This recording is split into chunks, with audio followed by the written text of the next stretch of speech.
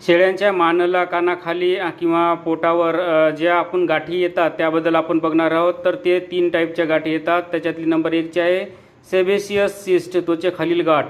ही गाठ कशामुळे होते तर केराटिन किंवा त्वचेतील तेलकट पदार्थामुळे, ज्याला आपण प्रोटीनयुक्त फॅटयुक्त पदार्थ जे काही खाली असतील त्याच्यानं होती। गाठमध्ये पांढरा किंवा फिकट पिवळा चिकट पदार्थ येतो, ज्याला आपण पू किंवा पस म्हणतो। ही गाठ मानेला कानाच्या बाजूला शेपटीजवळ किंवा मागच्या पायाच्या पोटापाशी येते। ही गाठ आपण स्वतःहून फोडायची नाही, ती पिकल्यावर आपोआप फुटते।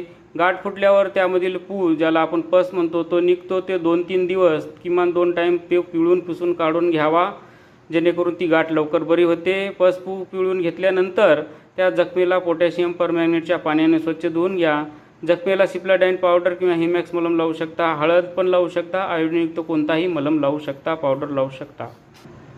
जखम जास्त मोठी झाली असेल, चिघळत असेल तर डायक्रिस्टिन इंजेक्शन द्या आणि त्या इंजेक्शनमधलं पावडर पण त्या जखमेमध्ये टाका, लवकर जखम बरी होते।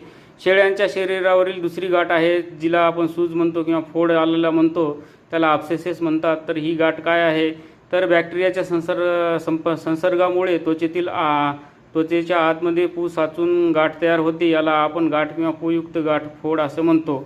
शरीरावर ही गाठ किंवा सूज दिसून येते, स्पर्श केल्यावर त्रास होतो, ताप येऊ शकतो, चारा कमी खाऊ शकते, शेळीचं शरीर कमजोर होऊ शकते। कारणे काय आहेत तर जास्त प्रोटीनयुक्त चारा खुराक खाल्यावर बॅक्टेरियाच्या संसर्गामुळे होते, साफसफाई शेडमध्ये नसल्यास होते, ईटीची किंवा कोणतीही सबकट लस दिल्यानंतर जी गाठ लवकर बरी झाली नाही तर त्याचं रूपांतर या गाठीमध्ये होऊ शकते। पण लसीची कोणतीही गाठ काही दिवसानंतर आपोआप बरी होत असते। तिसरी गाठ आहे लिम्फ नोड। तर हिचे कारण काय, बॅक्टेरियाच्या संसर्गामुळे जसे की विषाणू जीवाणूमुळे होते, एकमेकांच्या संपर्कात पसरते। या गाठीमधील जो पू आहे दुसऱ्या शेळ्यांना लागल्यास पसरते। लक्षणं काय आहेत, मानेला कानाखाली जबड्याखाली गाठ येते, गाठीला दाबल्यावर वेदना होतात, गाठ आपोआप पिकून फुटते, गाठ फुटल्यावर त्यामधून पांढरा पस पू निघतो। गाठ आपण स्वतःहून फोडायची नाही, उपचार डॉक्टरच्या सल्ल्यानुसार करा। गाठीला स्वच्छ पोटॅशियम परमॅंगनेटच्या पाण्याने स्वच्छ धुवा, हिमॅक्स मलम लावू शकता, सिप्लाडाइन पावडर लावू शकता, आयोडीनयुक्त कोणताही पावडर लावा, लवकर बरी होती। हळद लावा, जखम जास्त झाल्यास डायक्रिस्टिन इंजेक्शन देऊ शकता। महत्त्वाची सूचना, मी फक्त माझ्या वैयक्तिक अनुभवानुसार माहिती सांगत आहे, उपचार तुम्ही तुमच्या डॉक्टरच्या सल्ल्यानुसार करा। धन्यवाद।